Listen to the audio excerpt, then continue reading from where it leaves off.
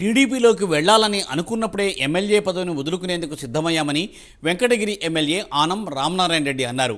ఇటువంటి బెదిరింపులు తమను ఏమీ చేయలేవని అన్నారు. అసెంబ్లీ నుండి ప్రసాదరాజుకు అనర్హత నోటీసు ఇచ్చారని, దానికి సమయం కావాలని ప్రత్యుత్తరం రాశామని ఆనం వెల్లడించారు. ఒరిజినల్ డాక్యుమెంట్ అడిగినా కూడా సమయం ఇవ్వలేదని ఆరోపించారు.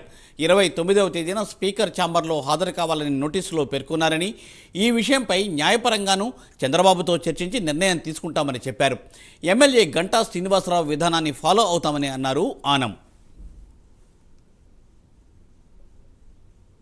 ఎక్స్పర్ట్స్తో మాట్లాడి చట్టాలకి న్యాయాలకి కట్టుబడే మేము కూడా మా ప్రయత్నం మేము చేస్తాం.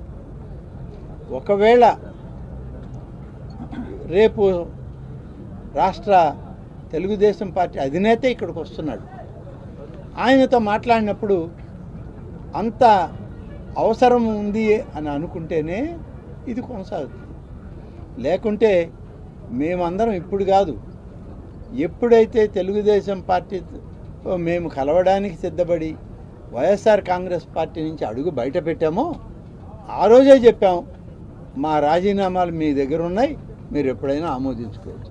ఇప్పుడు కొత్తగా మేము ఇవ్వాల్సిన పనేమీ లేదు. వాళ్ళ దగ్గర లేవయ్యా, మేమేమో అప్పుడు మీరంతా వైఎస్ఆర్ కాంగ్రెస్ పార్టీ కదా అని మేము అన్ని జగన్మోహన్ రెడ్డి గారు మేము ఇచ్చిన కాగితాలన్నీ బుట్టలో వేసినట్టు ఈ కూడా మేము బుట్టలో వేసామని అంటే మళ్ళీ పంపిస్తాం. దానికి వెనకాడే ప్రసక్తే లేదు. మా లీగల్ ఎక్స్పర్ట్స్తో మాట్లాడి చట్టాలకి న్యాయాలకి కట్టుబడే మేము కూడా మా ప్రయత్నం మేము చేస్తాం. ఒకవేళ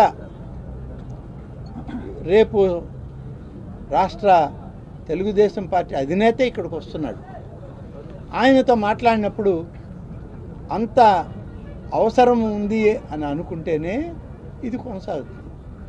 లేకుంటే మేమందరం ఇప్పుడు కాదు, ఎప్పుడైతే తెలుగుదేశం పార్టీ మేము కలవడానికి సిద్ధపడి